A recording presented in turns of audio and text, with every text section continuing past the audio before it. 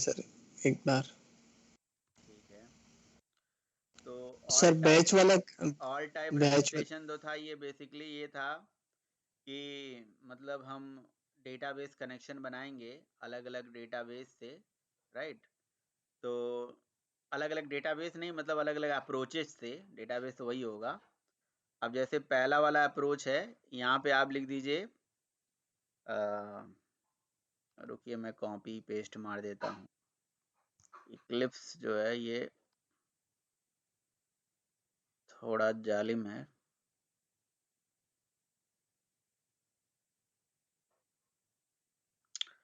Eight PM project और beans डाउ यूटिल listener database connection, ठीक है। तो यहाँ से मैं इस ड्राइवर का नाम जो है कॉपी कर लेता हूँ, ठीक। और यहाँ पे ये पहला तरीका है, ये तो आप जानते ही हो, ठीक है। दूसरा चीज़ मैं क्या कॉपी कर लेता हूँ, URL। यहाँ से URL कॉपी कर लेता हूँ, जो कि ये वाले तरीके में लगा देता हूँ, है ना। ये दूसरा तरीका हो गया। सॉरी सॉरी सॉरी, ये क्या मैं कर दिया भाई, URL तो यहाँ है ना, ये URL है ना, यहाँ से लेके यहाँ तक ये URL है। और यहाँ पे यूज़र नेम हमारा रूट है और पासवर्ड भी हमारा रूट है, रूट,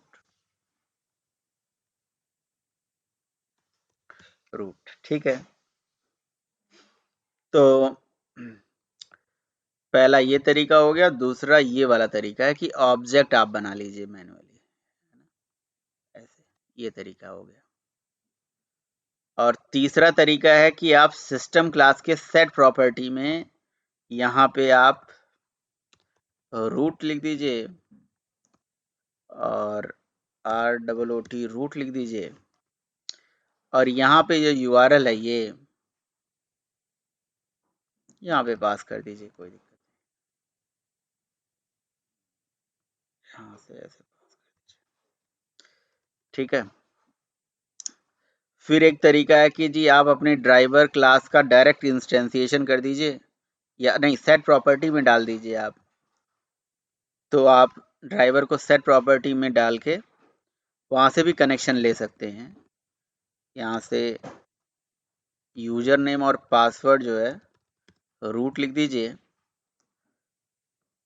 और यहाँ पे बेसिकली हमें सेट करना पड़ेगा URL, तो ये URL हो जाएगा। स्क्रीन सर बहुत ज्यादा लेट आ रही है। सबको लेट आ रही है? यस सर, मुझे ठीक आ रही यस है, सर। मुझे तो ठीक आ रही है। ठीक है,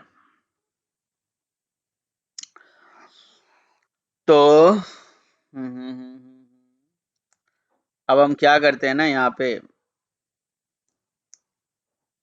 इन्होंने कॉल ही काट दिया, इसीलिए ऐसा हुआ है। एक मिनट,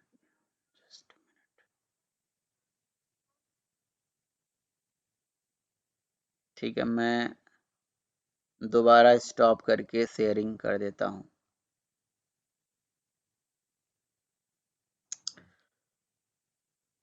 ठीक, अब हमारे पास एक EMP5 टेबल होना चाहिए। वैसे मेरे पास EMP5 तो टेबल है नहीं, तो मेरे पास वैसे टेबल का नाम है एम्प्लॉय टेबल तो है, या स्टूडेंट टेबल है, एम्प्लॉय टेबल है। और वहाँ पे नेम पड़ा हुआ है, ईमेल पड़ा हुआ है और पासवर्ड पड़ा हुआ है, वो हम फेच कर सकते हैं, ठीक है। तो सबसे पहले मैं आपको पहला वाला जो तरीका है ये तो चला के दिखा देते हैं, ठीक है। क्लास डॉट फॉर नेम से लोड करा, और ठीक है, क्लास डॉट फॉर नेम से, और कनेक्शन मैंने इस तरह से गेट करूंगा, ये तो आप तरीका जानते ही हो। क्लास डॉट फॉर नेम में भी हमने किया है, तो हम ड्राइवर मैनेजर और रजिस्टर ड्राइवर से ड्राइवर को रजिस्टर करेंगे और इस तरीके से कनेक्शन गेट करेंगे, है ना। लेकिन इस तरीके में हमें अपने ड्राइवर का इंस्टेंसिएशन करना पड़ेगा ना, यहाँ पे जो हमारा ड्राइवर है उसका ऑब्जेक्ट बनाना पड़ेगा डायरेक्ट, ये बना दिया। और यूज़र नेम पासवर्ड से कनेक्शन आ गया, बाकी सारे कोड कमेंटेड हैं तो कोई दिक्कत नहीं आएगी।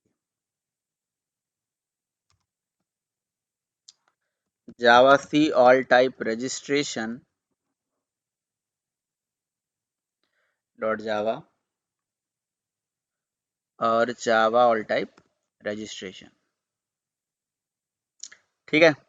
तो पास नाम की फील्ड नहीं मिल पाई उसे, इसलिए एरर आ गया यहाँ पे। पास फील्ड नहीं होगी, पासवर्ड रही होगी, क्या पता, है ना, इसीलिए यहाँ पे एरर आ गया। तो ठीक है, यहाँ पे इसलिए एरर आया था, पासवर्ड दे देते हैं, कोई बात नहीं।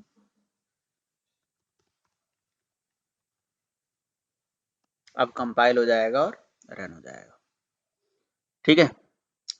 तो हमारे जितने भी आईडी, ईमेल, पासवर्ड है सब फेच होके आ गया, मतलब ये कनेक्शन हमारा चल रहा था तभी तो आ गया।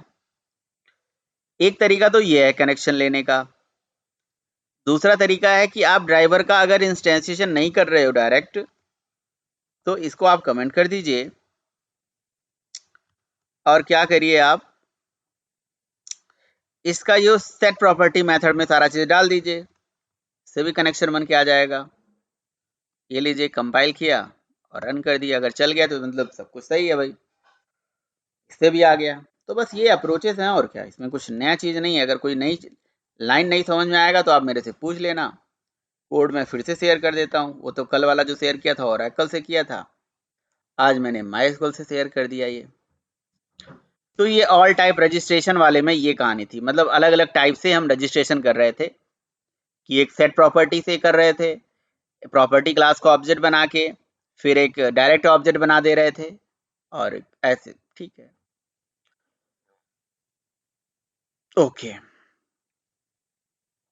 अब आपको मैंने जो कल काम दिया था वो दिया था कि भाई आपको ना फाइल स्टोर करना और इमेज स्टोर करने के, ठीक है। तो वो प्रोग्राम मैं आपको चला के दिखा देता हूँ, फाइल और कैसे, और फाइल और इमेज कैसे आप स्टोर करते हो डेटाबेस के अंदर। तो इमेज स्टोर वाले प्रोग्राम में तो सबसे पहले देखिए आपको ड्राइवर यहाँ चेंज करना पड़ेगा, है ना। तो चूंकि हम MySQL यूज कर रहे हैं तो हम यहाँ से MySQL लगा लेंगे, राइट। तो ये हमारा MySQL हो गया। फिर हमें URL बदलना पड़ेगा, URL मैंने बदल दिया। ये URL हो गया। यूजर नेम रूट और पासवर्ड रूट ले लेते हैं यहाँ से हम,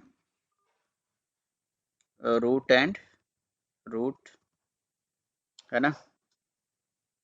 एक मिनट जरा होल्ड करिएगा, है ना। रूट और रूट ले लेते हैं, user name password root root ले लिया हमने। अब हम क्या करेंगे, देखिए हमारे पास एक टेबल बननी चाहिए जिसका नाम होगा IMG टेबल। इस नाम से टेबल बनाना पड़ेगा हमें MySQL के अंदर। तो MySQL ओपन करेंगे हम और इसे कनेक्ट करेंगे। यूज डेटाबेस का नाम है हमारा, ये है 8 PM बैच। सो यूज 8 PM बैच करेंगे यहाँ पे, ठीक है। उसके बाद यहाँ से करेंगे हम क्रिएट टेबल, ठीक है। क्रिएट टेबल, टेबल का नाम क्या रख दें भाई, IMG टेबल एक हम रखेंगे, IMG टेबल रखेंगे। और टेबल का नाम हो गया। टेबल में क्या क्या फील्ड हैं, दो फील्ड हैं, एक है स्ट्रिंग और एक है बाइनरी स्ट्रीम, राइट। तो मैंने आपसे बोला था इमेज स्टोर करने के लिए ब्लॉब हम लेते हैं, तो यहाँ पे मैंने एक क्रिएट टेबल IMG और यहाँ पे मैं ले लेता हूँ नेम, जो कि वैरकर कर लेता हूँ, राइट। उसके बाद इमेज नाम से ले लेता हूँ, जिसका डेटा टाइप हम देंगे BLOB, ब्लॉब, राइट। ब्लॉब में हमें साइज देने की जरूरत नहीं पड़ती है, मे बी, ठीक है, ठीक है। तो ये रिकॉर्ड इफेक्ट हो गया।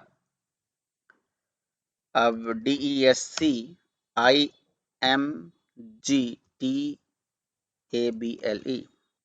ठीक है, ये हमारा 2 फील्ड हो गया। ये आपको टेबल बनाना था, राइट?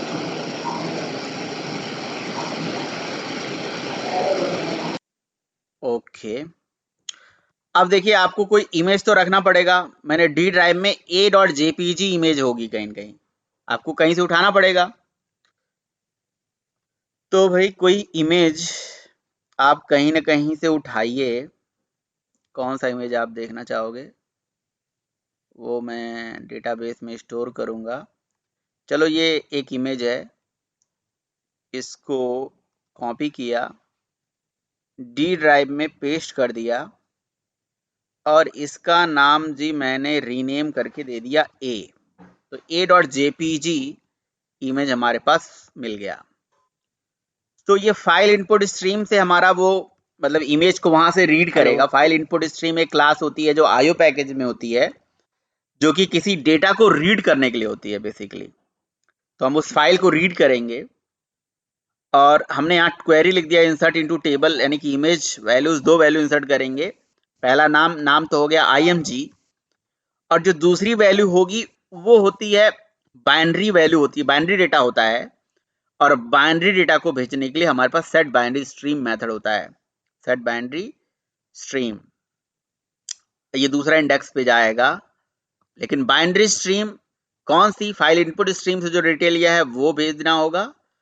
और तीसरा पैरामीटर होता है कि इसमें कितने बाइट्स अवेलेबल हैं। तो ये अवेलेबल मेथड जो साइज होता है, यानी कि 3 पैरामीटर लेता है ये। पहला पोजीशन, दूसरा इनपुट स्ट्रीम, और तीसरा जो होता है वो होता है साइज। तो साइज हमने फाइल इनपुट स्ट्रीम का जो अवेलेबल मेथड है ना, वो हमारा जितने भी बाइट्स अवेलेबल होंगे वो सारे अवेलेबल बाइट्स यहाँ पे रिटर्न कर देगा, साइज रिटर्न कर देगा। मतलब अगर 1000 बाइट अवेलेबल होंगे तो 1000 साइज दे देगा।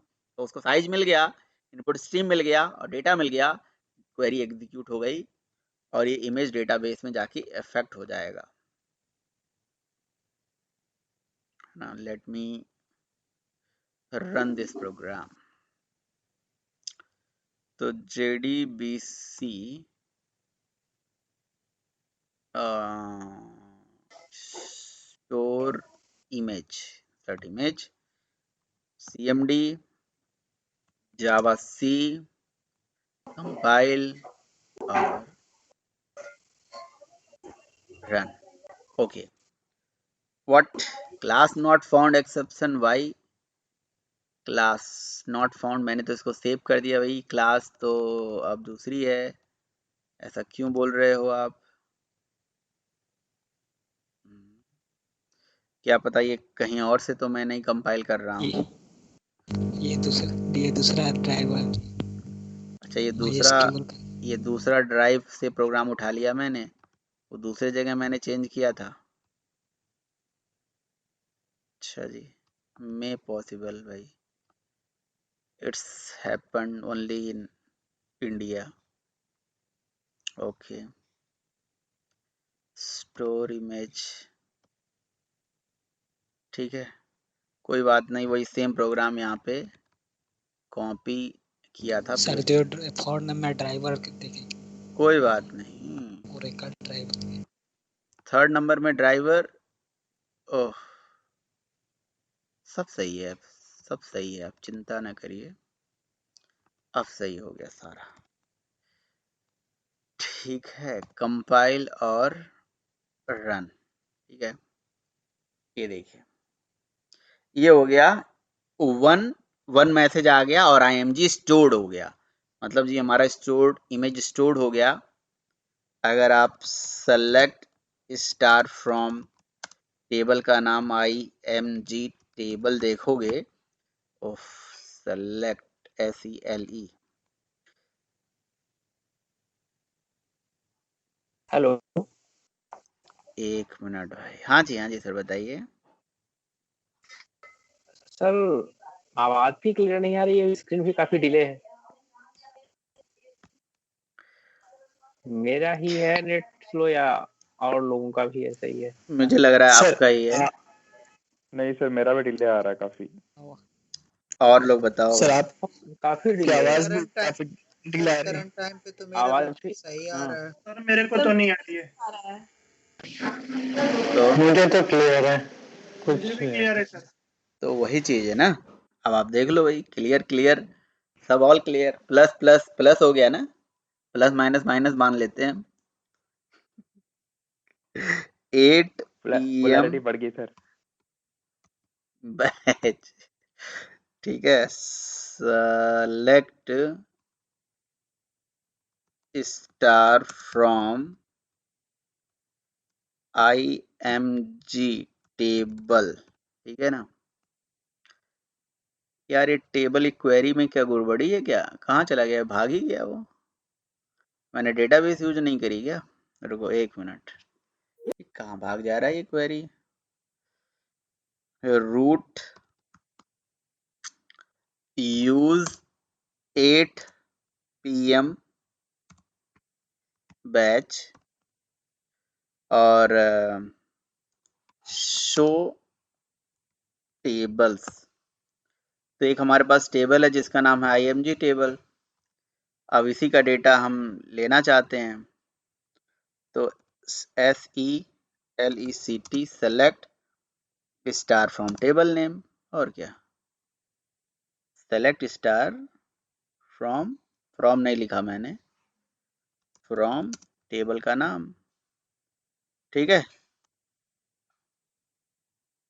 कुछ गड़बड़ी हो गई क्या, हाँ कुछ गड़बड़ी है इसका मतलब, लेकिन यहाँ से 1 इमेज स्टोर्ड भी आ रहा है मैसेज, ऐसा क्यों भाई, क्वेरी क्यों नहीं चल रही है।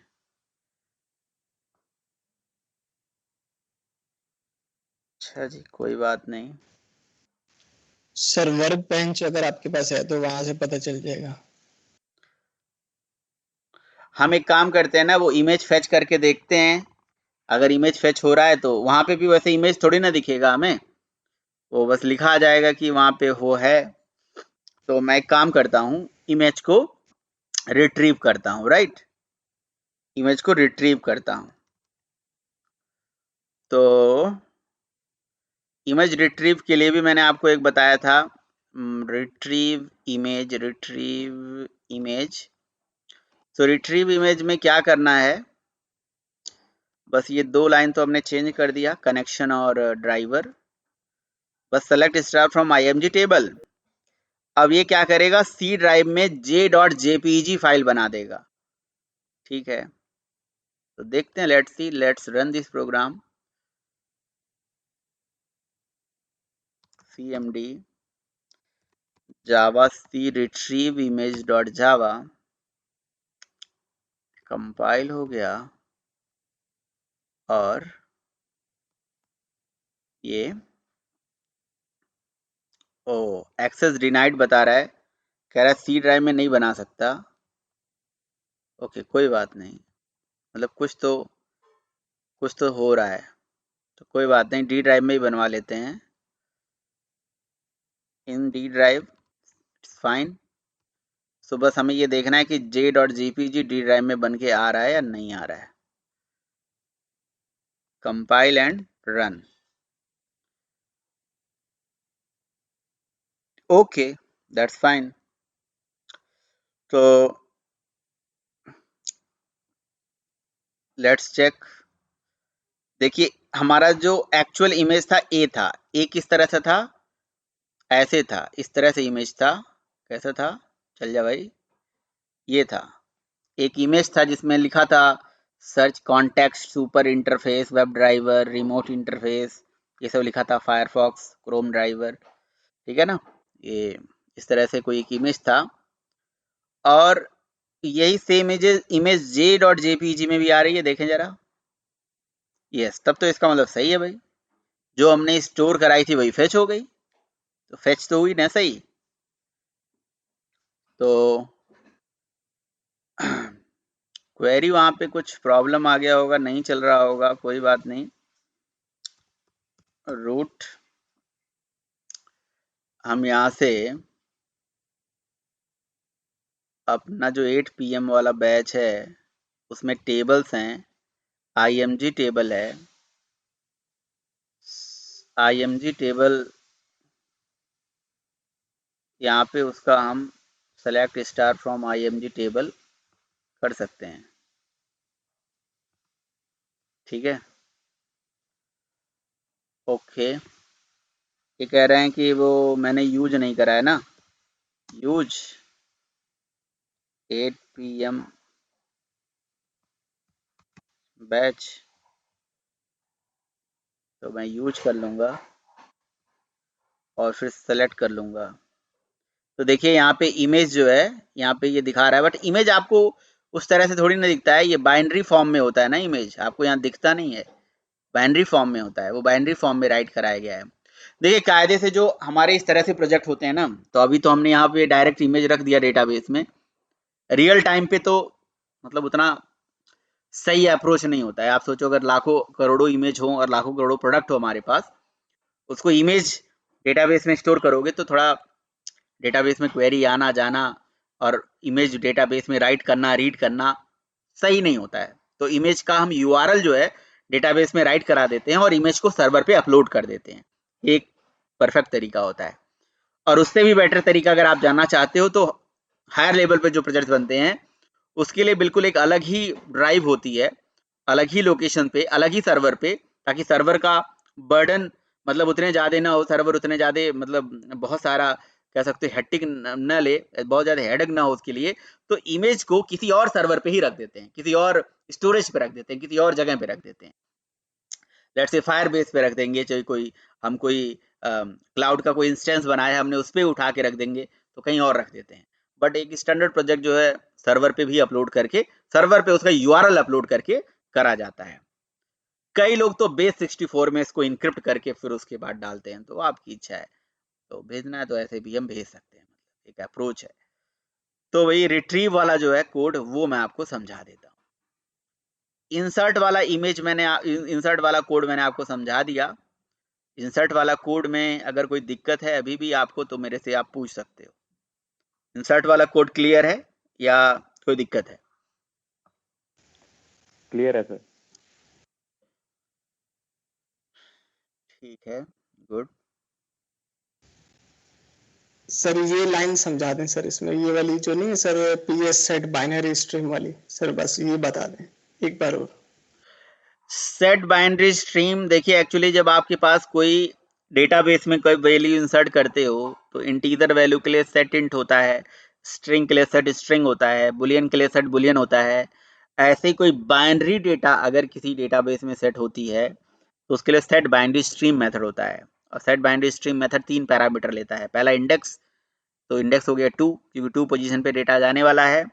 दूसरा एक फाइल इनपुट स्ट्रीम होता है डेटा रीड करने के लिए। तो जहां से भी आप डेटा रीड करोगे, चाहे जहां से रीड करो, अभी हम लोकल अपने फाइल से रिट्रीव कर रहे हैं, अपने सिस्टम से रिट्रीव कर रहे हैं सॉरी, तो इसलिए हमने फाइल इनपुट स्ट्रीम का इनपुट स्ट्रीम दे दिया। और तीसरा होता है साइज, कितने बड़ा डेटा है उसके पास, तो साइज के लिए अवेलेबल मेथड होता है जो साइज रिटर्न करके उसको दे देता है ना। फाइल इनपुट स्ट्रीम का ही मेथड है जो अवेलेबल, तो जितने अवेलेबल बाइट्स हैं वो नंबर ऑफ बाइट्स इसको बता देगा, इतने बाइनरी स्ट्रीम है भैया, इसको ले जाके तुम्हें डेटाबेस में एग्जीक्यूट कर देना है, दैट्स इट।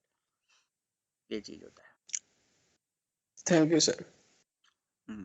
ओके, अब देखिए रिट्रीव के लिए क्या होता है कहानी। रिट्रीव के लिए यही सेम कहानी हुई, हमने क्वेरी चलाया। अब हमारे पास हमें पता था कि डेटा हमारा जो सर्वर से आने वाला है वो ब्लॉब टाइप का आने वाला है ना, तो ब्लॉब डेटा है, बाइनरी लार्ज ऑब्जेक्ट है वो, ठीक है। तो बाइनरी लार्ज ऑब्जेक्ट है, तो इसके लिए ही हमने क्या करा, यहाँ पे एग्जीक्यूट क्वेरी चलाई। फर्स्ट रो पे हम आ गए, रिजल्ट सेट से, जैसे आप स्ट्रिंग डेटा होता है तो सेट स्ट्रिंग कर लेते हो, इंट डेटा होता है तो सेट इंट कर लेते, गेट इंट कर लेते हो। उसी तरह से बाइनरी डेटा को गेट करने के लिए गेट ब्लॉब होता है। तो आप बताओ इमेज किस इंडेक्स पे था वहां डेटाबेस में, कौन से इंडेक्स पे था इमेज?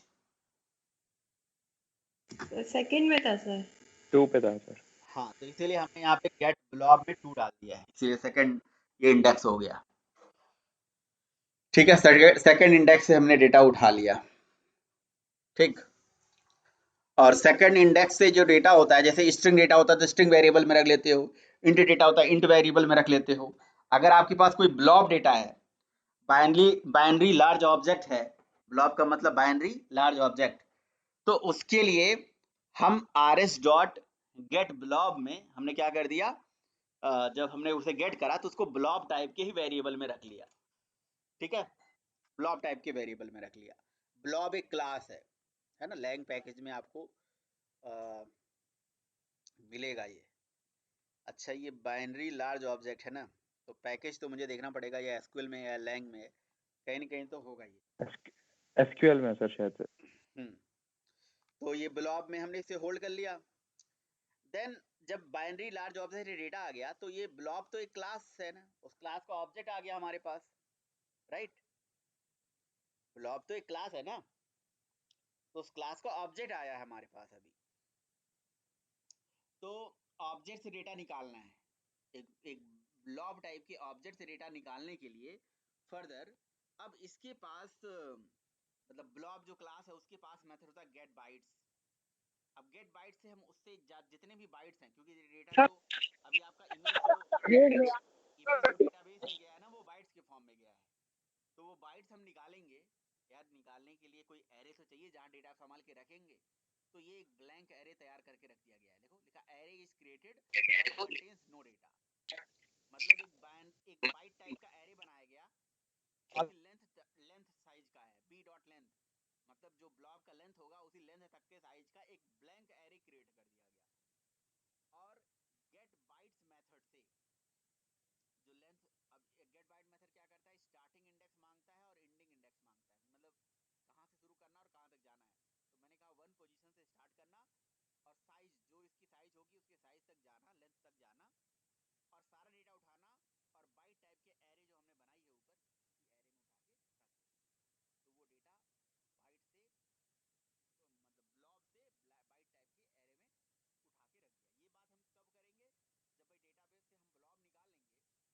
जब भाई डेटाबेस से हम ब्लॉब निकाल लेंगे, तो अब डेटा एक एक करके निकालना पड़ेगा, तो एक एक करके हमने बाइट टाइप के एरे में रख दिया।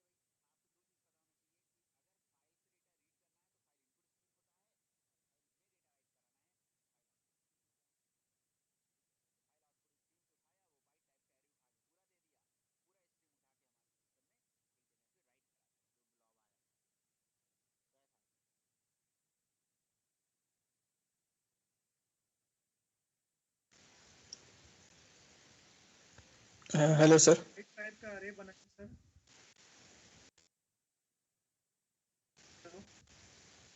सर वो जो खाली एरे बनाया है सर आपने, उसके अंदर सर टाइप कास्टिंग किया है सर आपने पहले जो। यस।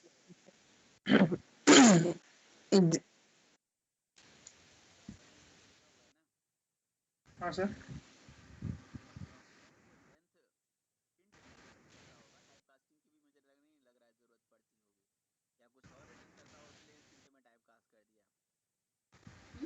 क्योंकि सर ब्लॉब है ना सर, ब्लॉब वाला जो है वो ब्लॉब टाइप में, फिर आपने उसको इंट में कन्वर्ट किया। लेंथ जो है ये तो लेंथ रिटर्न करता है ना, समझ रहे हो। तो यहाँ इंट मुझे नहीं लग रहा है लगाने की जरूरत पड़ेगी।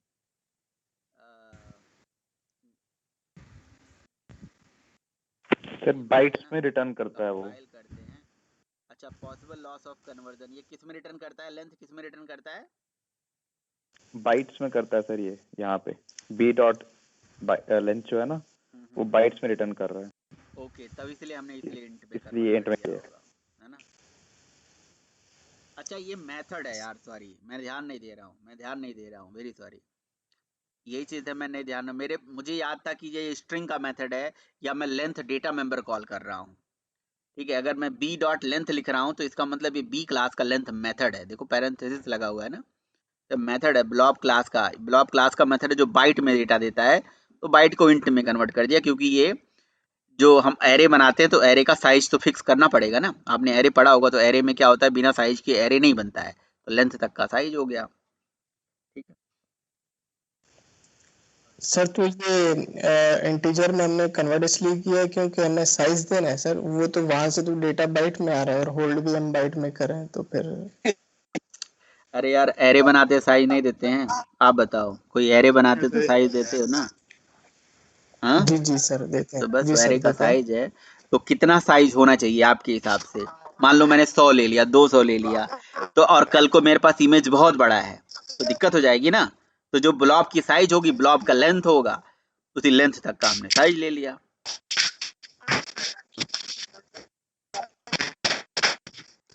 और बताइए भाई, ये जो खटर फटर कर रहा है उसको म्यूट कर दो। हाँ, और बताइए। ठीक है, बस सर यही पूछना था। तो रिट्रीव इमेज का भी आपको मैं कोड देता हूँ। इंसर्ट इमेज हो गया, रिट्रीव इमेज हो गया, मतलब दो इमेज को स्टोर करना और फेच करने का कोड हमारे पास यहाँ आ गया। सर अब फिर इसके सर ये टेक्स्ट भी फोल्डर हो हाँ जाएगा ना? सर टेक्स्ट भी फिर इसी तरह ही हो जाएगा। मेरे को ये वाला नहीं बना था सर, ये ब्लॉब का। हाँ, तो आई टेक्स्ट में थिंक क्लॉब होगा सर, वहां पे। लेकिन वो ग्लोब डालने से सर माई एसक्यूएल एरर दे रहा है, कहता नहीं नहीं, है नॉट। आप देखो ना, यहाँ पे देखो, यहाँ पे देखो, स्टोर फाइल वाले प्रोग्राम में आप अगर देखो तो हमने क्या किया है, सब कुछ वही कहानी है। आपको एक फाइल इनपुट स्ट्रीम से फाइल उठाना पड़ेगा, हमने फाइल रीडर से उठाया है। सेम जहां पे सेट बाइनरी स्ट्रीम था, यहाँ पे सेट कैरेक्टर स्ट्रीम कर दिया गया है। अब बताइए, करके दिखाऊं? और क्लॉब आप कर दीजिए, कोई दिक्कत नहीं है, चल जाएगा। मैं एक टेबल आपको बना के दिखा दे रहा हूँ ना, फाइल टेबल एक बना देता हूँ मैं आपके लिए। ये लीजिए, फाइल टेबल बना देता हूँ। सर ये तो बन गया मेरे को, ये मैंने कर लिया, आप ही का जिक्र किया था। मतलब डेटा इनपुट कर पाया, मैं कर पाई, लेकिन रिट्रीव नहीं कर पाई वो टेक्स्ट, पता नहीं तो क्यों आ रहा है। रिट्रीव करके उसको फेच करना पड़ेगा आपको, एक एक जगह इसको स्टोर करना। उसका भी तो प्रोग्राम है यहाँ पे, रिट्रीव इमेज, रिट्रीव फाइल। यहाँ पे है, देखिए ये रिट्रीव फाइल है। ये प्रोग्राम एज इट इज आपको चला लेना है, बस फाइल का लोकेशन देना है और फाइल में रिट्रीव करके आप इस लोकेशन पे एक फाइल बन जाएगी, उसी में रिट्रीव हो जाएगा। ये देखिए, एक बार जैसे एक गेट बार ब्लॉब होता था, मैंने आपसे बोला ना गेट क्लॉब होता है, तो गेट क्लॉब से क्लॉब आ जाएगा और रीडर से रीड कर लीजिएगा। अच्छा, आपने डेटा एंट्री माई एसक्यूएल में क्लॉब से की है? हाँ, क्लॉब से करना पड़ेगा बिल्कुल। डेटा टाइप जो सर है मेरा क्लॉब बनाना पड़ेगा वहाँ। पता नहीं सर क्यों नहीं हो रहा, मैं चेक करती हूँ फिर से, क्योंकि मैंने क्लॉब डाला तो नॉट सपोर्टेड आया है मेरे को। या तो मैंने कुछ स्पेलिंग मिस्टेक की होगी, कुछ गड़बड़ किया होगा। देखती हूँ सर नहीं फिर भी से। लीजिए, मैं 2 मिनट लगेगा, मैं आपको करके दिखा देता हूँ। यहाँ सर ये से फोल्डर आपने दिया है हम लोगों को सर, ये वाला? फोल्डर में क्या रखा है साहब? फोल्डर क्या करेंगे आप? वैसे फोल्डर भी ले जाइए, आपका ही सब कुछ है। क्रिएट टेबल, मैं आपको सारा प्रोग्राम अलग अलग दे रहा हूँ ना। फोल्डर रख के क्या करोगे? फोल्डर चलाओगे ही नहीं, एक एक प्रोग्राम देंगे तो चलाओगे। क्रिएट टेबल, टेबल का नाम, और इसमें कौन कितने फील्ड हैं भाई? एक फील्ड है, मतलब किसी भी नाम से ले लेते हैं, स्टोर फाइल। ठीक है, तो एक इंटीजर ले लेते हैं और एक ले लेते हैं क्लॉब, है ना। तो एक आईडी ले लेते हैं ना, आईडी इंट, और इंट की साइज दे देते हैं। और एक ले लेते हैं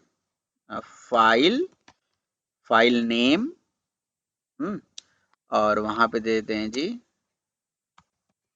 क्लॉब, है ना, CLOB क्लॉब, है ना। साइज देने की जरूरत नहीं है क्लॉब में, CR।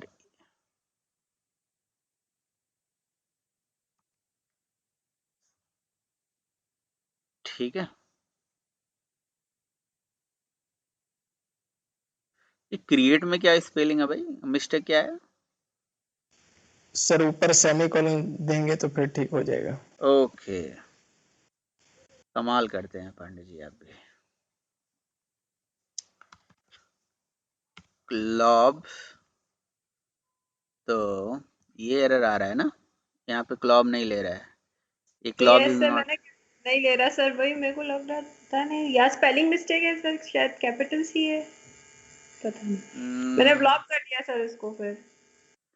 अच्छा, ये ये मुश्किल हुई। एडिटर ये इंटरप्रेट नहीं कर रहा है। लेट मी जी check sir. With my SQL, ये इससे देखते हैं। पहले तो चलता था सर मैंने बहुत सारे यूज मतलब प्रोग्राम देखे, सबने सर इसको 8 ब्लॉक pm। या लॉन्ग टेक्स्ट इंट में कुछ किया, टेक्स्ट हाँ, में वो किया तो और उसको लॉन्ग टेक्स्ट में भी ले सकते हैं, वो आपकी इच्छा है। और सर इसको रिट्रीव कर रहे हैं क्लॉक से, क्लॉक से। तो ये मैंने टेबल ऑफ, यहाँ पे कुछ एरर आ रहा है, syntax error with this version for right syntax we क्लॉब ही नहीं हो रहा, यहाँ पे भी नहीं चल रहा है, इसका मतलब क्लॉब नहीं चला। तो लॉन्ग इंट ले लेते हैं, लॉन्ग में ही ले लेते हैं।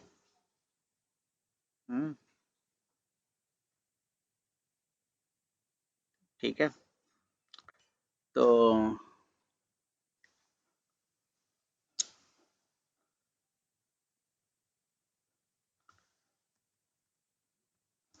ठीक है, तो लॉन्ग ब्लॉब भी है, लॉन्ग टेस्ट ले लेते हैं ना, और इसको क्रिएट कर देते हैं। ठीक है, ठीक है, तो ये हमारा टेबल क्रिएट हो गया जिसका नाम है फाइल नेम, है ना। अब ये फाइल हमारा स्टोर करते हैं हम, तो भाई हमें पहले ड्राइवर और वो 2 चीज़ें जो चेंज करनी पड़ेंगी। तो इंसर्ट इमेज, यहाँ से हमने क्या कर लिया, ये ड्राइवर और ये 2 चीज़ें उठा लिया, है ना। और स्टोर फाइल में ये यहाँ पे हम चेंज कर देते हैं हमारा ड्राइवर और यूआरएल। बाकी सब कुछ सही है। अब देखिए इस लोकेशन पे कोई फाइल होनी चाहिए। मैं एक काम करता हूँ, इतना बड़ा तामझाम करने से अच्छा है कि मैं अपने ही फाइल को रीड करके भेज देता हूँ यहीं से, है ना। तो यहाँ पे लिख देता हूँ जी स्टोर फाइल डॉट जावा, यही सेम क्लास रीड हो जाएगी। स्टोर फाइल ही तो नाम है इसका।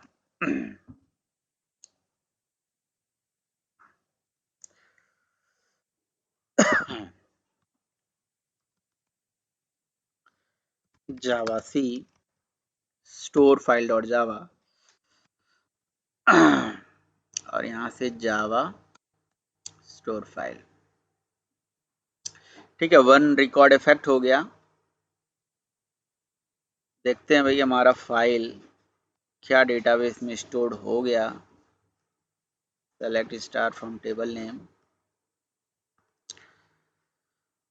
पूरी फाइल आ चुकी है, देखिए यहाँ पे।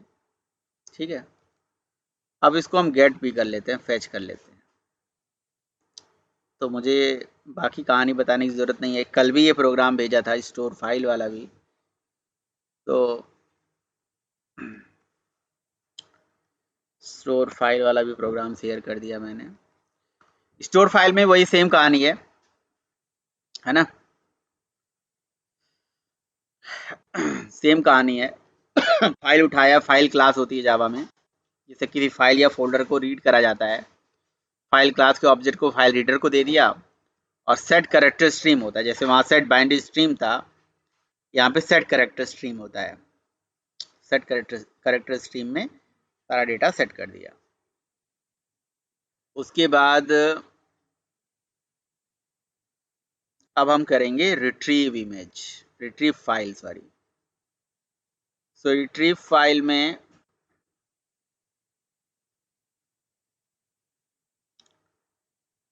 क्लोज करते हैं। पहले हम स्टोर फाइल से जो कनेक्शन था वो उठा लेते हैं।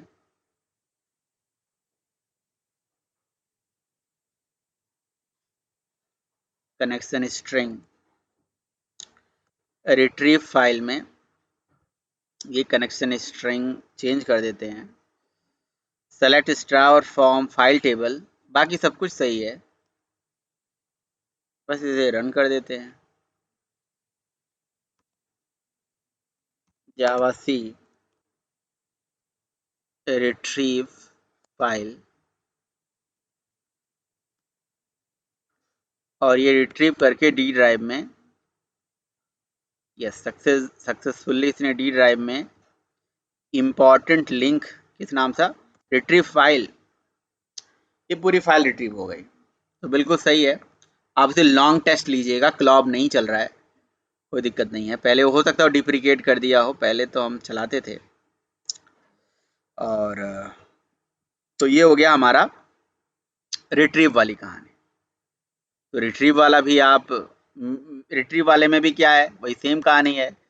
जैसे वहाँ पे गेट ब्लॉब से ब्लॉब टाइप का डेटा आ जाता था, गेट क्लॉब से क्लॉब आ गया, फिर कैरेक्टर रीडर से रीड कर लिया सारा डेटा और लेंथ तक का लूप चला के राइट कर दिया। ये पूरा आईओ है, जिसको इनपुट आउटपुट आता है उसके लिए तो ये बिल्कुल बाएं हाथ का खेल है, और जिसको नहीं आता है वो थोड़ा सा पढ़ेगा भी इनपुट आउटपुट, तो वो जानेगा। सर ये वाइल वाली कंडीशन समझाइए थोड़ी सी। कह तो रहा हूँ मैं आपको, जिसको इनपुट आउटपुट आता है वो सही से जानेगा। वाइल वाली कंडीशन है रीड मेथड, डेटा एक एक करके कैरेक्टर रीड करता है टिल -1 का मतलब होता है एंड ऑफ फाइल। तो एंड ऑफ फाइल तक डेटा रीड करेगा और कैरेक्टर में टाइप कास्ट करके उसे राइट करा दिया गया। ठीक है, तो एक बार आप आईओ पढ़ो। आपने नहीं पढ़ा है ना IO, input output? No sir. तो ठीक है, कोई बात नहीं। ये इमेज स्टोर करना, फेच करना, और ये अगर आपको कहीं जरूरत पड़ेगी तो आप लगाइएगा, वैसे जब तक आप लगाओगे तब तक आप पढ़ लोगे। मैं स्टार्ट करूंगा बहुत ही जल्द आपको। ओके, और क्या भाई? मेरे और हाँ जी बताइए। एक क्वेश्चन सर, मेरे को ये चीज समझ में नहीं आ रहा है कि हम ले रहे हैं लॉन्ग इंट अपने टेबल में, लेकिन यहाँ पे हम क्लॉब कर रहे हैं, और सर ये क्या इनको डिप्रिकेट हुआ इसलिए ऐसे कर रहे हैं? मतलब मैंने हर जगह यही देखा है सर। देखिए डेटा जो हमारा रिटर्न कर रहा है वैल्यू, है ना? यस, हाँ जी सर। अब एक क्लॉब का अपना रेंज होगा। अब क्लॉब के रेंज में अगर वो लॉन्ग टेस्ट का डेटा आ जा रहा है तो उसको हम उसमें होल्ड कर ले रहे हैं, कोई दिक्कत नहीं है ना? तो उसके रेंज के अंदर आ जा रहा है ना, इसलिए, बाकी कोई दिक्कत नहीं है। अच्छा, हमने बैच अपडेट्स भी आपको बताया था। बैच अपडेट्स आप लोगों ने देखा? Batch updates? जी सर। देखा। तो बैच अपडेट्स में तो कोई दिक्कत नहीं होनी चाहिए। बहुत सारी क्वेरीज को एक सिंगल बैच में ऐड कर देना और एक ही साथ उसको एग्जीक्यूट कर देना।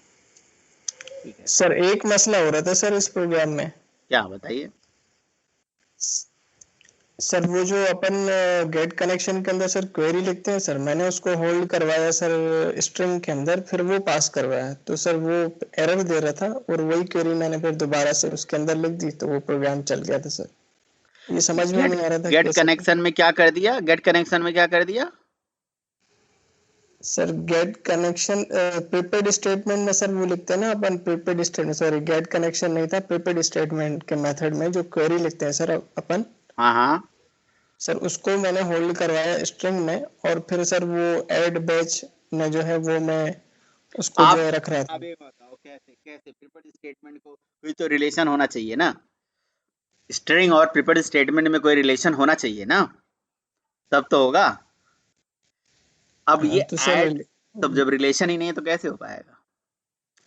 समझ रहे हो सर? तो आपने वही प्रोग्राम सर स्टेटमेंट के द्वारा स्ट्रिंग में होल्ड करवा के तो करवाया है, तो सर वो प्रीपेड स्टेटमेंट के द्वारा स्ट्रिंग में होल्ड करवा के किया है? मतलब मैंने तो जी ऐड बैच में स्ट्रिंग पैरामीटर भेजा है, तो क्या ऐड बैच प्रीपेड स्टेटमेंट लेता है? ये देखो लेता है। आप क्या कर रहे थे तो बताओ, क्या कर रहे थे? जी सर, मैं प्रोग्राम दिखा दूंगा आपको, तो फिर आप दिखाओ देख लीजिएगा।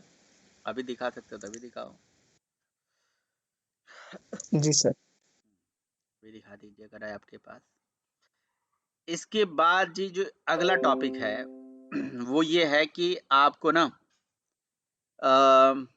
जावा की प्रोग्राम के माध्यम से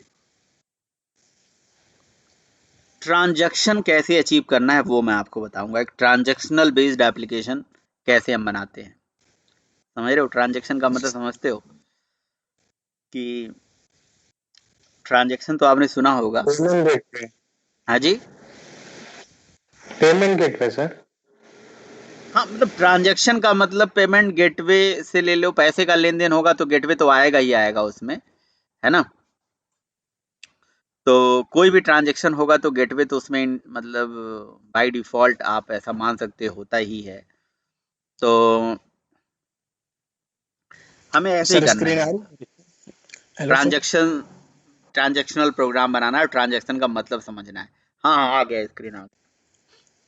सर ये वाली क्वेरी ना सर, ये देखें सर, ये जो अपन ने लिखी है सर इसमें, सर ये स्ट्रिंग में होल्ड करवा के यहाँ पर देखें, ये वाली लाइन सर यहाँ होल्ड करवा के इसमें पेस्ट करवा दी सर, इसको यूज करा था यहाँ पर, तो सर वो कह रहा था कि एरर बता रहा था, पता नहीं किस किस्म का। कहाँ कहाँ करो तो सही, करो दिखाओ क्या एरर है, कहाँ कर रहे हो, क्या कर रहे हो?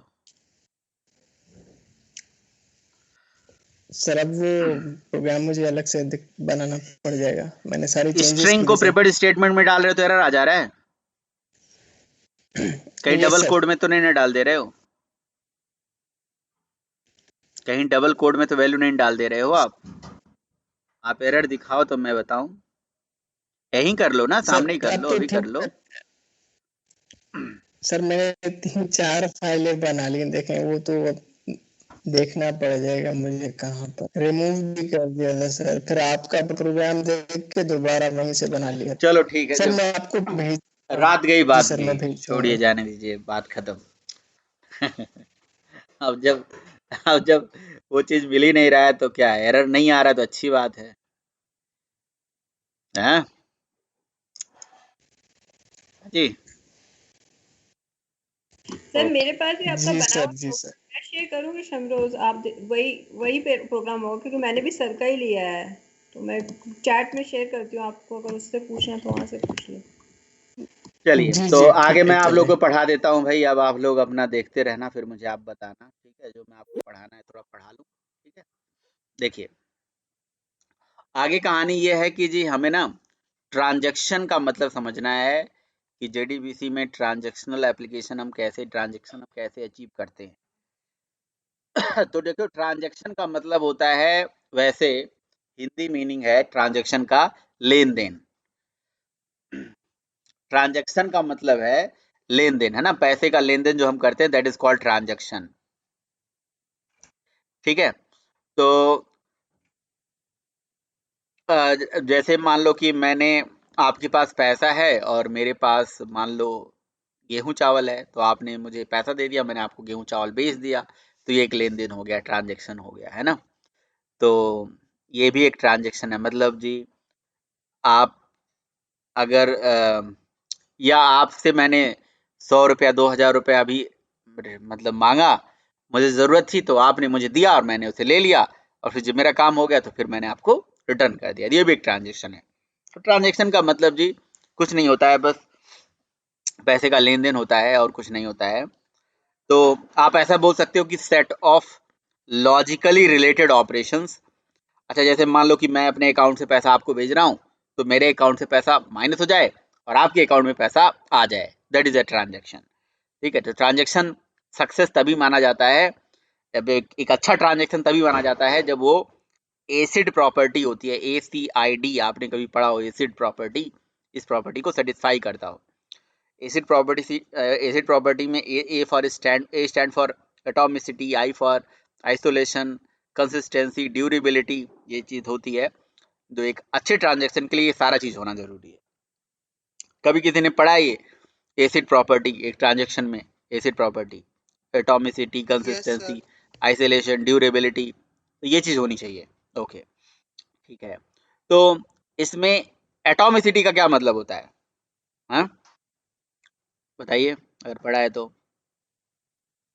एटॉमिसिटी में ऐसे ट्रांजैक्शन में क्या होता है कि मतलब एक उसके वो देखी जाती है कि हमारा जो ट्रांजैक्शन होता है तो उसका मतलब या तो यस पे या तो होगा ही या नहीं होगा, उसमें बीच में कुछ भी नहीं होता, इंटरमीडिएट कंडीशन नहीं होता है, आइदर ट्रांजेक्शन सक्सेस और फेल, सक्सेसफुली या फेल होता है। सही बात है। ये गुड ट्रांजेक्शन मतलब एक अच्छा ट्रांजेक्शन यही माना जाता है। जैसे हम एटीएम मशीन से, अभी मैं कुछ दिन पहले पैसा निकालने गया था, तो मैंने मतलब जैसे एटीएम कार्ड लगाया, कार्ड लगाते ही जी लाइट ही भग गई, समझ रहे हो? तो फिर वही कार्ड मेरा फंस गया और कुछ भी नहीं हो पाया, तो मैं ट्रांजेक्शन नहीं मानूंगा। ठीक है, एक बार ऐसा हुआ जी, पैसा वो काउंट कर रहा था तब लाइट भग गई थी, तब भी ट्रांजेक्शन नहीं हुआ। तो बीच का इंटरमीडिएट कंडीशन कुछ ट्रांजेक्शन नहीं होता। अगर मैं गया पैसा निकालने तो या तो निकल गया या तो बोल दिया ट्रांजेक्शन डिक्लाइंड, या तो सक्सेस या तो failed. Yes, that is called atomicity. हाँ बिल्कुल सही है। और A C for consistency, I for isolation, D for durability, सारा बताना है आपको। कंसिस्टेंसी का क्या मतलब होता है?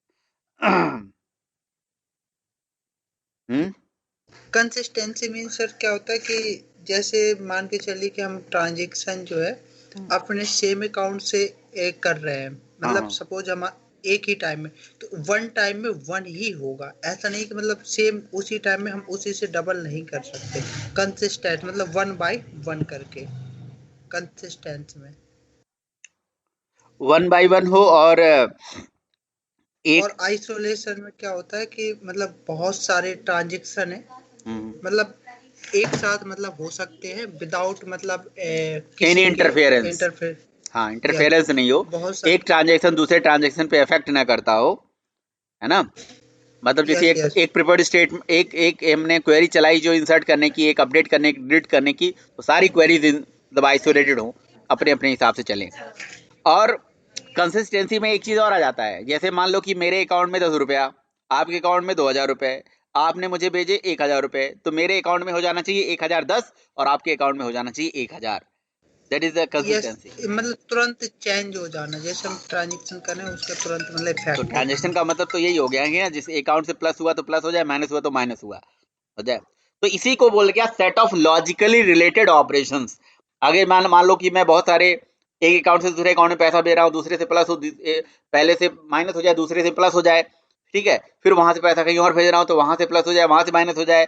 तो इस तरह से मतलब बहुत सारे ऑपरेशंस अगर एक साथ चल रहे हैं, दैट इज कॉल्ड ट्रांजेक्शन, है ना? तो set of logically related operation. और कोडिंग पॉइंट ऑफ व्यू से आप ऐसा बोल सकते हो कि set of statement and prepared statement queries is called transaction. अगर मान लो कि बहुत सारी स्टेटमेंट क्वेरी और बहुत सारी प्रिपेयर्ड स्टेटमेंट क्वेरीज को एक साथ मिला दूं और उससे कुछ मतलब ऑपरेशन करूं, दैट इज कॉल्ड ट्रांजैक्शन। तो ट्रांजैक्शन में यही होगा। हम लोग तो ट्रांजैक्शन ऐसे ही करेंगे ना, स्टेटमेंट और प्रिपेयर्ड स्टेटमेंट क्वेरी चला के, ठीक है, लेकिन इस बात का ध्यान रखेंगे कि ट्रांजैक्शन या तो सक्सेस हो या तो फेल हो जाए। अभी तक हमने ट्रांजैक्शनल प्रोग्राम नहीं लिखा, अभी तक हमने जो प्रोग्राम लिखा वो बिना ट्रांजैक्शनल वाला था। आप कहेंगे कैसे सर? वो ऐसे कि आप एक काम करो, दो प्रिपेयर्ड स्टेटमेंट बनाओ, एक प्रिपेयर्ड स्टेटमेंट बनाओ अकाउंट में पैसा जमा करने का और एक में पैसा निकालने का, और पैसा जब जमा करने वाली बात हो जाए, है ना, निकालने वाली बात हो जाए, तो उसको चला दो, और जो जमा करने वाला क्वेरी है वहीं पे एक्सेप्शन मान लो आ गया, या ला दो, फोर्सफुली ला दो, तो आपको क्या होगा, एक अकाउंट से पैसा निकल जाएगा और दूसरे अकाउंट में पैसा जमा नहीं होगा, प्रोग्राम फोर्सफुली टर्मिनेट हो जाएगा। तो आपको ऐसा लिखना है कोड, इस तरह से कोड लिखना है कि अगर कोई एबनॉर्मल कंडीशन आ जाए तो भैया जो क्वेरी है वो रोल बैक हो जाए, जो पैसा निकला था वो फिर से उसके अकाउंट में पहुंच जाए। ऐसा ना हो जी कि निकल गया तो निकल गया, अब वो नहीं आ सकता, समझ रहे हो ना? तो इसलिए हमें ट्रांजेक्शन को या तो सक्सेस कराना है तो फेल कराना है, बीच का इंटरमीडिएट कंडीशन नहीं लाना है, एटॉमिसिटी अचीव करनी है। तो कैसे करनी है? कमिट मेथड चला के, सेव पॉइंट मेथड चला के, रोल बैक मेथड चला के, ये सब मेथड होते हैं, commit, save point, roll back, इससे हम एटॉमिसिटी अचीव करते हैं। और कंसिस्टेंसी के लिए तो हमें लॉजिक लिखना पड़ता है। आइसोलेशन तो हम जितने प्रिपेयर्ड स्टेटमेंट चलाएंगे सब अपने आप में आइसोलेटेड होंगे ही, PS1 PS2 PS3 अगर एक साथ कर दोगे तो वो कहेगा इसका पैरामीटर इसमें नहीं सेट हो रहा है, उसमें उसका पैरामीटर इसमें नहीं सेट हो रहा है, वो भी करना पड़ेगा। और तीसरा चीज होता है ड्यूरेबिलिटी। ड्यूरेबिलिटी का मतलब क्या होता है भाई?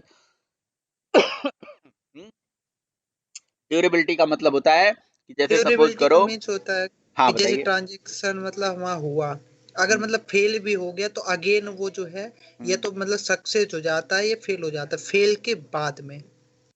सपोज हमारा जो ट्रांजेक्शन फेल्ड हो गया, फेल्ड होने के बाद में वो रोल बैक हो जाता है ड्यूरेबिलिटी में।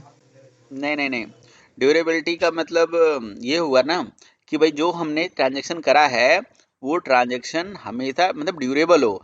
जैसे जैसे मान लो कि कौन थे भाई जो चाचा थे हमारे, दिल्ली वाले होटल वाले चाचा, बाबा का ढाबा, मान लो बाबा के ढाबे में 1 करोड़ रुपए आ गया, तो भैया जो 1 करोड़ रुपए आ गया और 20 साल बाद 20 लाख साल बाद अगर वो अपने अकाउंट खोल के देखें तो उनके अकाउंट में वो पैसा रहे, मतलब समझ रहे हो। मान लो कि हमें कहीं का खजाना मिल गया, दो आपकी चार आवाज दस, सर कुछ भी समझ में नहीं आ रहे। मैं ये कह रहा हूँ कि अगर मान लो कि हमारे अकाउंट में 1,000 रुपए है, 10,000 रुपए है, ठीक है ना, तो जो यस पैसा यस हमारे अकाउंट में हमने स्टोर करा है वो, मतलब आज अगर 100 रुपया है तो कल को जब मैं अकाउंट ओपन करके देखूं तो ऐसा ना हो कि पैसा ही खत्म हो जाए, अकाउंट से गायब हो जाए, ड्यूरेबल हो, यस यस यस। समझे भाई। होता नहीं ड्यूरेबल, हम बोलते हमारा पंख, क्या ये कोई प्रोडक्ट खरीदने जाते कहते ये ड्यूरेबल है, ड्यूरेबल का मतलब क्या, ये प्रोडक्ट चलेगा, सालों साल चलेगा, है ना। जैसे हमने एक पंखा खरीदा और उसको लगा दिया घर में छत में, और 20 साल बाद हम चले गए अमेरिका, फिर वहां से आए, देखा 20 साल बाद वो पंखा टंगा हुआ है, स्विच ऑन करा वो चल रहा है, तो इसका मतलब पंखा ड्यूरेबल है भाई, ऐसा नहीं कि बेकार हो गया। समझ रहे हो। तो ड्यूरेबिलिटी का मतलब जो ट्रांजैक्शन, जो क्वेरीज हमारी चली थी यस वो डेटाबेस में परमानेंट हो, परसिस्ट हो, ऐसा ना हो कि जो बेकार हो जाए। तो मतलब ये एसिड प्रॉपर्टी को सेटिस्फाइड करते हुए हमें ट्रांजेक्शनल प्रोग्राम लिखना है। आपको क्या लग रहा है कि आप जब अभी तक क्वेरी चलाते थे तो सब ट्रांजेक्शनल होता था? नहीं, आप जावा के प्रोग्राम से अभी तक जो लॉजिक लिखते थे वो ट्रांजैक्शनल क्वेरी नहीं होती है। ट्रांजैक्शनल क्वेरी हमें बनानी पड़ती है, मतलब लॉजिक लिखना पड़ता है कि ट्रांजैक्शन कैसे बनाया जाए। क्योंकि देखो जावा के प्रोग्राम से जो भी क्वेरी डेटाबेस में जाती है वो ऑटो कमिटेड होती है, वो तुरंत वहां डेटाबेस में जाके कमिट हो जाती है। अब आप मुझे बताओ, कोई क्वेरी ऑटो कमिटेड अगर कोई क्वेरी है तो क्या रोल बैक हो सकती है? जो क्वेरी सक्सेसफुली डेटाबेस में कमिट हो गई है, क्या वो रोल बैक हो सकती है? नहीं हो सकती। कौन सी क्वेरी रोल बैक होती है? Partially committed query. जो पार्शियली कमिटेड है वो क्वेरी रोल बैक हो जाती है, उसको फिर से बुलाया जा सकता है। जो पार्शियली कमिटेड क्वेरी है उसको रोल बैक करा जा सकता है, समझ रहे हो। तो फिर इसके लिए हमें क्या करना पड़ेगा? हमें ऑटो कमिट को ऑफ करके चलना पड़ेगा। तो ऑटो कमिट को ऑफ करेंगे, नहीं तो अभी तक आप कोई क्वेरी लिखते हो ना, सब वो डेटाबेस में कमिट होती चली जाती है। तो आपको इस ट्रांजेक्शनल प्रोग्राम में हमेशा ये चीज ध्यान रखना होगा कि हमारे कनेक्शन इंटरफेस का एक मेथड होता है जिसका नाम होता है सेट ऑटो कमिट, राइट, और उसमें फॉल्स पास कर दीजिए। तो आप जो भी अब आप आगे काम करोगे वो डेटाबेस में हमेशा ऐसा नहीं कि परसिस्ट ही हो जाना है, नहीं जी, नहीं परसिस्ट होगा। ऐसा नहीं कि डेटाबेस में स्टोर हो जाना है, नहीं भाई। आपको पता है ना कि डेटाबेस में जब कोई क्वेरी चलती है तो सारी क्वेरी बफर में एग्जीक्यूट होती है ना, और बस उसके बाद उस क्वेरी को बफर तक, है ना, डेटाबेस में भेजने के लिए, परमानेंट भेजने के लिए कमिट मेथड होता है। और डेटाबेस और जावा के प्रोग्राम से जो भी क्वेरीज चलती हैं सब ऑटो कमिटेड होती हैं बाय डिफॉल्ट, मतलब कमिट करो या ना करो वो डेटाबेस में परसिस्ट हो जाएंगी हमेशा के लिए। तो मान लो कि किसी एक अकाउंट से पैसा मैंने निकालने का तो क्वेरी चला दिया और वो ऑटो कमिट हो गई, पैसा निकल गया, अब रोल बैक हो ही नहीं सकती, और जो जमा करने वाला है वहां पे एक्सेप्शन आ गई, समझ रहे हो ना। तो इसके लिए हमें ट्रांजैक्शनल प्रोग्राम ये लिखना है कि जी ऑटो कमिट को फॉल्स करके चलना है, पहला स्टेप। दूसरा स्टेप है कि सारा क्वेरी वेरी लिख लो और बाद में जहां पे सब कुछ हो जाए तो लास्ट में क्वेरी को कमिट मेथड से कमिट कर दो, और क्या, बस ये ट्रांजैक्शनल प्रोग्राम होता है। और जहां पे एक्सेप्शन आ जाए कैच मेथड में रोल बैक करा दो, और क्या। ट्राई लगाओ कनेक्शन को, अगर कई बार कहते हैं ट्रांजैक्शन का लॉजिक लिखो, तो ट्रांजैक्शन का लॉजिक कुछ नहीं होता है, बस ट्राई में कोड लिखो, कनेक्शन को ऑटो कमिट फॉल्स करो, उसके बाद जहां पे एक्सेप्शन आए ट्राई के बाद कैच में जाएगा और कैच में कर दो रोल बैक क्वेरी को, है ना, कैच में रोल बैक कर दो, और उसके बाद जब सारा काम हो जाए तो लास्ट में कमिट मेथड को चला दो। समझ में आई बात? तो इस तरह से काम करना है। तो कमिट, कमिट, अच्छा एक होता है सेव पॉइंट भी होता है। सेव पॉइंट जो होता है, देखो commit, save point, roll back, तीन चीजें होती हैं। तो पहले समझिए, जो क्वेरी परमानेंट कमिट हो जाती है, डेटाबेस में परमानेंट सेव हो जाती है, वो रोल बैक नहीं हो सकती। रोल बैक मतलब फिर से बुला लेना, है ना, वो नहीं आ सकती। पार्शियली कमिटेड क्वेरी बुलाई जा सकती है, जो पार्शियली कमिटेड होती है। और पार्शियली कमिटेड क्वेरी कौन सी होती है? जब ऑटो कमिट फॉल्स लेके चलोगे तो सब पार्शियली होगी, सब बफर में चलेगी, है ना, तो उसको रोल बैक कर सकते हो, बुला सकते हो। अब जैसे आपके मैनेजर ने बोला कि किसी उस वाले बंदे जिसकी एम्प्लॉय 774 है उसके अकाउंट में 1 लाख भेज दो, आपने गलती से 75 कर दिया, 1 लाख चला गया। भाई चला गया तो फिर क्या हो गया? फिर तो आप कहोगे सर उसके अकाउंट में तो 1 लाख उसके अकाउंट में पहुंच गया, अब क्या करूं? अब क्या करूं? क्या घर से भरो? घर से नहीं भरोगे। तो जुगाड़ होना चाहिए जी कि तुरंत क्वेरी को रोल बैक कर लिया जाए, तुरंत बुला लिया जाए। है ना, ऐसा होना चाहिए कुछ तरीका। ठीक है, प्रोग्राम में ऐसा कुछ कोड लिखो कि भाई अगर कुछ ऐसी दिक्कत हो, कुछ ऐसी समस्या हो, परेशानी हो, तो रोल बैक करो। इसलिए लास्ट में सब कुछ करने के बाद में कंफर्मेशन होना चाहिए कि do you want to really save, do you want to really close, है ना, ऐसा कुछ होना चाहिए कोडिंग में, है ना। Do you want to really commit this statement, है ना, तो ऐसा होना चाहिए। अब रियली कमिट कर दिया तो नहीं हो सकता। तो partially committed query roll back कराई जा सकती है। रोल बैक का मतलब होता है बुला लेना। जैसे मैंने 5 प्रिपेयर्ड स्टेटमेंट चलाए और पांचों को ऑटो कमिट फॉल्स कर दिया, है ना, मतलब पहले ही ऑटो कमिट फॉल्स लेके चलो, जो कि जावा में बाय डिफॉल्ट होता नहीं है, हमें करना पड़ता है, इसीलिए इसे ट्रांजैक्शनल प्रोग्राम में बोल रहा हूँ। ठीक है, तो आपने प्रिपेयर्ड स्टेटमेंट बहुत सारा चलाया, है ना, बहुत सारा चला दिया। अब आपको लग रहा है कि जी यहाँ पे प्रॉब्लम आ सकती है या आ गई, तो ट्राई के सीधे कैच में जाएगा ना प्रोग्राम। ट्राई में पूरा कोड लिखो और कैच में जाएगा और कैच में रोल बैक करा दो। अगर एक्सेप्शन आएगी, कुछ प्रॉब्लम होगी, अब वहां पे आपको सारे एक्सेप्शन हैंडल करने पड़ेंगे कि this is the instance of this, क्या सिचुएशन बना, क्या लाइट भग गई, क्या क्या क्या नाम है, अकाउंट में पैसा नहीं था, या कुछ टेक्निकल इश्यूज था, या नेटवर्क इश्यू था, या जो भी है वो आपको सब एक्सेप्शन में कैच के अंदर हैंडल करना पड़ता है। If else if else else if लगा के कि अगर ये कंडीशन बनता है या ये इतने इतने कंडीशन बनते हैं, इन सारे सिचुएशंस में क्वेरी रोल बैक हो जाए। अभी कुछ दिन पहले मैं एटीएम से पैसा निकालने गया, मैंने एटीएम से निकालने के लिए मतलब सब कुछ कार्ड वर्ड सब कुछ पिन विन सब डाल दिया, पैसा काउंट हो रहा था, और तब तक क्या हो गया, तब तक लाइट भग गई, है ना। तो फिर क्या हो गया भाई, तो फिर अब मैं सोचा कि ऐसा ना हो कि जब दोबारा मशीन हो शुरू तो तुरंत पैसा निकलने लगे अपने आप, है ना, अब दूसरा पैसा मेरा लेके चला जाए। तो इसलिए मैं वहाँ 10-5 मिनट वेट करा। तो फिर मैंने कस्टमर केयर फोन कर, उन्होंने कहा नहीं नहीं क्वेरी रोल बैक हो जाएगी, आपको कुछ नहीं करना है। जब मशीन स्टार्ट होगी तो उसमें ऐसी कोडिंग करी गई है, ऐसी प्रोग्रामिंग करी गई है जो फिर से स्टार्टिंग से चलेगी, वो बिल्कुल स्टार्टिंग करेगी वो, ऐसा नहीं कि फिर से वही से सारी कहानी शुरू कर देगी, फिर मतलब ही क्या रह जाएगा। तो इस तरह से चीजें हैं भाई। तो ठीक है, तो आप क्या करिए, इस तरह से आप सारी क्वेरीज को लिख लीजिए, जहां जरूरत पड़ेगी रोल बैक करा दीजिएगा, और सब कुछ करने के बाद लास्ट में कमिट चला दीजिएगा। ठीक है, आपने चाहा नहीं सर मैं जब रोल बैक कराऊं तो मेरे अगर 5 पेपर स्टेटमेंट थे, उसमें से मैं 3 को ही या 2 को ही मतलब रोल बैक कराना चाहता हूं, बाकी को नहीं, तो उसे बोलते हैं सेव पॉइंट। सेव पॉइंट का मतलब होता है कि जहां तक आपको रोल बैक कराना है वो पॉइंट सेट कर दो, वहां तक आपका रोल बैक होगा, बाकी नहीं होगा, है ना। तो ये चीज है, ये प्रोग्राम है आपके पास, ये प्रोग्राम बना हुआ है, इसमें कुछ है नहीं, बस यही मैं अकाउंट से पैसा भेजने और लाने का कोड लिखा हूँ, है ना, ये सारा चीज लिखा हूँ। तो मैं आपको इसे चला के दिखा देता हूँ। ठीक है, पहले चलाता हूँ फिर आपको समझा देता हूँ। ये ट्रांजेक्शन है और कुछ नहीं होता है ट्रांजेक्शन में। बताइए भाई, बात समझ में आ रही है या कोई कंफ्यूजन है? कोई क्वेश्चन है तो तक पूछ लीजिए।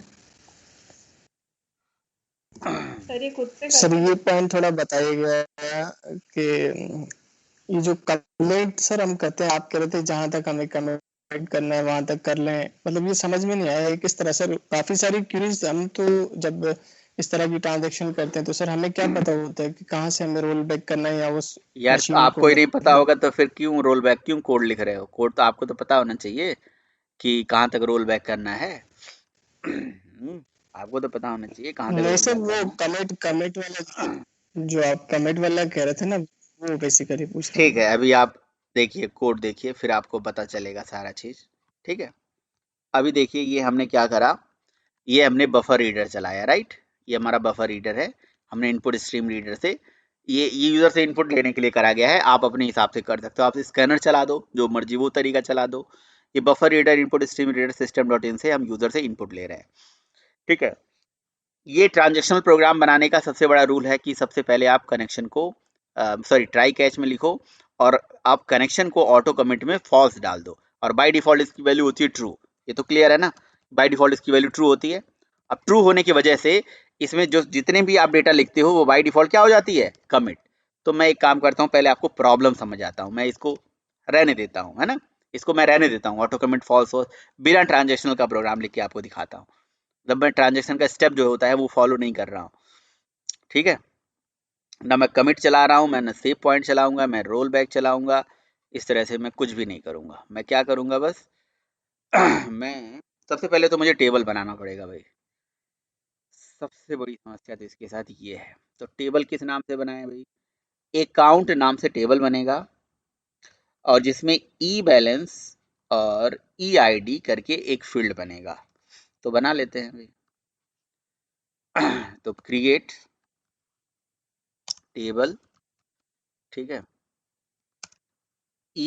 अकाउंट और फील्ड का नाम होगा भाई, एक फील्ड का नाम होगा EID, E_ID, ई बैलेंस, E_ID और इंटीजर में ले लेते हैं, और दूसरा लेते हैं E_PAL बैलेंस, ठीक है, इसको भी इंट ले लेते हैं, यहाँ पे भी साइज है, ठीक है।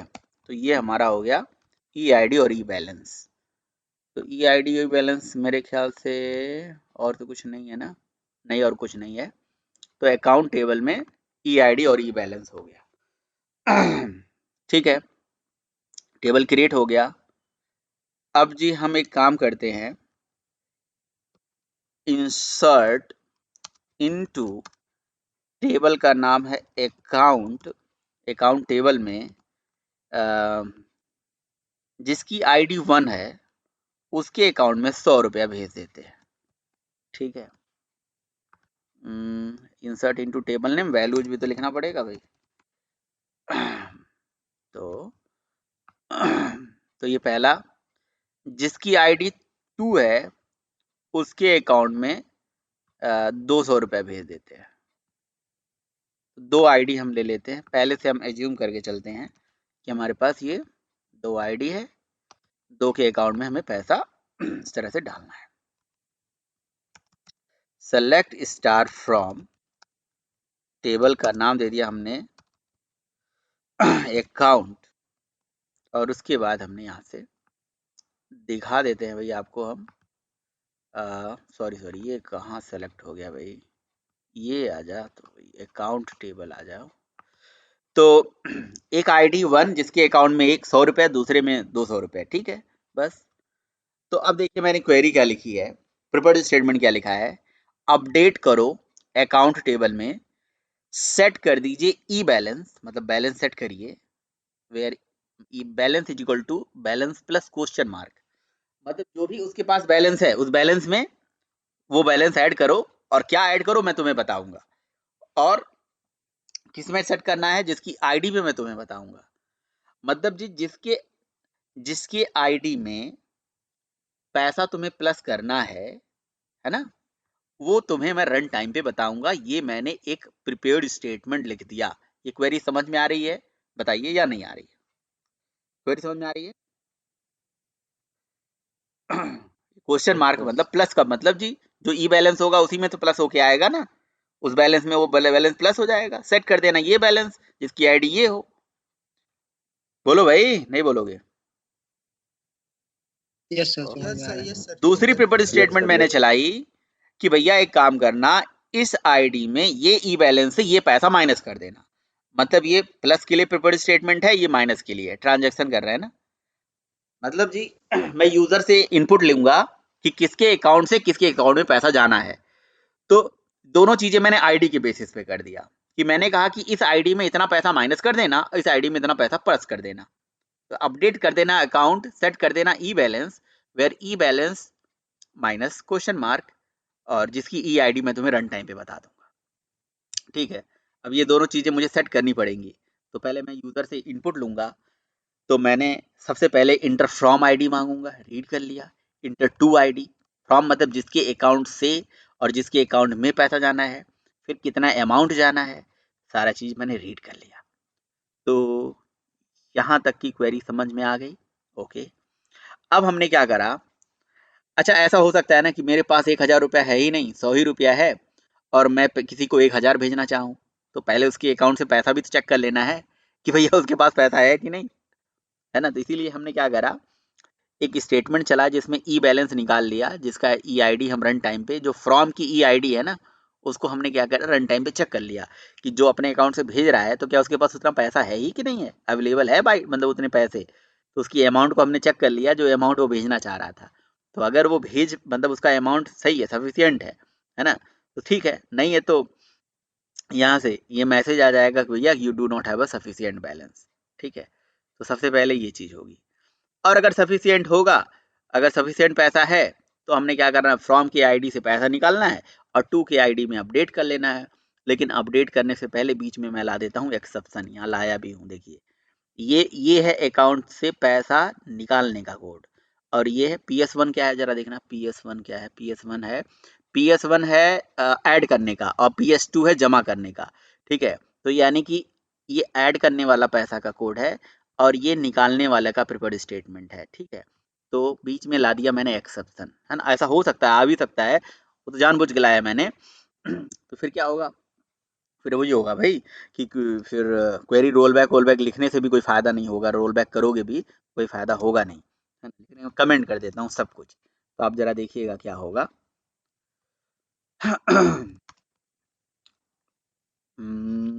यहाँ पे कहाँ आ गए भाई, हमें तो ट्रांजैक्शंस में जाना है ना।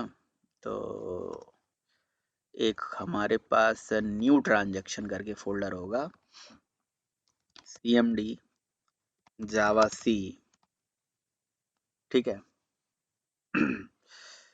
तो ओरेकल इज ऑलरेडी डिफाइंड, कहाँ डिफाइंड है Oracle, Oracle is already defined बोल रहे हैं, ये ऊपर डिफाइंड है। ठीक है, तो ये कनेक्शन हटा देते हैं, ये इसलिए एरर आ रहा है। ठीक है, कोई बात नहीं, अब कंपाइल कर देते हैं। ठीक है, अब मैंने क्या करा, जब प्रोग्राम रन करा तो प्रोग्राम के रन करते ही क्या हुआ जी, प्रोग्राम रन हुआ, कह रहा है फ्रॉम ID 1 टू ID 2, मतलब जिसकी ID 1 है उसके अकाउंट से पैसा निकलेगा, और जिसकी अकाउंट ID 2 है उसके अकाउंट 2 वाले में 200 था, 1 वाले में 100 रुपया था। ठीक है, अब कह रहा है अमाउंट, तो मैंने दे दिया जी इतना पैसा। क्या बोल दिया, you do not have sufficient balance. भाई जाओ मुंह देख के आओ भाई, तुम्हारे पास 20,000 रुपये है या नहीं है, पैसा ऐसे भेज दोगे। ठीक है, चलिए बढ़िया चल रहा है, परफेक्ट चल रहा है। ओके, जिसकी ID 1 मैंने 1 डाल दिया, फ्रॉम की ID 2, ठीक है, सॉरी 2 की ID 2, पैसा दे दिया जी मैंने पूरे के पूरे 100 रुपये, नहीं 10 रुपये बचा लेते हैं, 90 रुपये भेज दिया। ठीक है, अब ये 90 रुपये भेजेंगे, जैसे भेजेंगे तुरंत क्या आ जाएगी एक्सेप्शन, और उसके अकाउंट से पैसा प्लस हो जाएगा, दूसरे से माइनस होगा ही नहीं, देखना आ गई एक्सेप्शन। और जरा क्वेरी देखते हैं जी क्या हुआ। अब यहाँ पे देखते हैं जी, select star from table name, select star from table name, यहाँ पे देखिए, ये देखिए ये देखिए, ये देखिए इसके अकाउंट में 290 रुपये हो गया, और इसके अकाउंट में ये बेचारा, मतलब ये ऐसा हो जाए तो भी बड़ा अच्छा है भाई, है किसी अकाउंट से पैसा निकले ही नहीं और उसके दूसरे अकाउंट में पैसा पहुंचते जाए, बड़े मजेदार चीज़ है भाई। ऐसा हो तो हम भी ऐसी बैंकिंग का अकाउंट खुलवाने के लिए रेडी हैं, आप बताना। ठीक है, लेकिन जो निकालने वाला होना चाहिए वो मेरा नहीं होना चाहिए, ऐड करने वाला मेरा होना चाहिए। ठीक है, निकालने वाला भी होगा तो कोई दिक्कत नहीं है। तो समझ रहे हो ना, ट्रांजैक्शनल प्रोग्राम नहीं है। अच्छा, अब एक काम करते हैं, एक्सेप्शन आई तो कहाँ गया, कैच में गया, और कैच में क्या करते हैं, रोल बैक कराते हैं, क्वेरी को रोल बैक कराते हैं। देखना रोल बैक का भी कोई फर्क नहीं पड़ेगा, अगेन चलाता हूं और कोई फर्क नहीं पड़ेगा। फिर से मैं चलाता हूं, मैंने ID 1 दे दिया, ये दे दिया 2, और फिर से पैसा दे दिया मैंने, अगेन 90 रुपये और भेज दिया। अब देखो रोल बैक का भी कोई फर्क नहीं पड़ा, आप क्वेरी देखना, इसके अकाउंट में पैसा बढ़ता चला जा रहा है, ये बिल्कुल कोरोना की तरह। ये देखिए 380 रुपये इसके पास हो चुके हैं, और उसके अकाउंट से पैसा निकलने का नाम ही नहीं ले रहा है, रोल बैक भी नहीं हो रहा है, समझे। अब आप एक काम करिए, यहाँ से कनेक्शन को ऑटो कमिट को फॉल्स कर दीजिए, कर दिया, फॉल्स कर दिया ना। अब देखना, अब क्वेरी रोल बैक हो जाएगी, जहाँ पे एक्सेप्शन आएगा अब क्वेरी रोल बैक हो जाएगी, 100% की गारंटी है। फॉल्स की स्पेलिंग गलत है, FALSE, फॉल्स। ठीक है, कोड हो गया कंपाइल, ये कोड हो गया रन। तो ये हमने फ्रॉम ID, ये हमने टू ID, अब अकाउंट से पैसा भेजा हमने, 10 रुपये भी भेजेंगे। ठीक है, अब देखना, ठीक है, क्वेरी हो गई रोल बैक, अब कहीं पे भी प्लस माइनस नहीं होना है। ठीक है, जैसे का तैसा ये ट्रांजिशनल प्रोग्राम आपने बना दिया, ये देखो, देख रहे हो आप, जिसके पास न किसी के पास बढ़ा न किसी के पास घटा, समझ रहे हो क्यों, क्योंकि एक्सेप्शन आई, एक्सेप्शन में कैच में गया, और कैच से हमने क्वेरी क्या कर ली, रोल बैक करा दिया।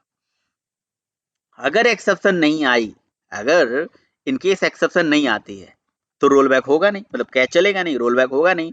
तो लास्ट में सबसे सारी क्वेरी चलाने के बाद यहाँ पे वैसे कनेक्शन क्लोज करते कमिट हो जाता है। अगर कनेक्शन क्लोज मार देते हो ना तो कमिट क्वेरी हो जाती है। क्लोज जो है कमिट को चला देता है।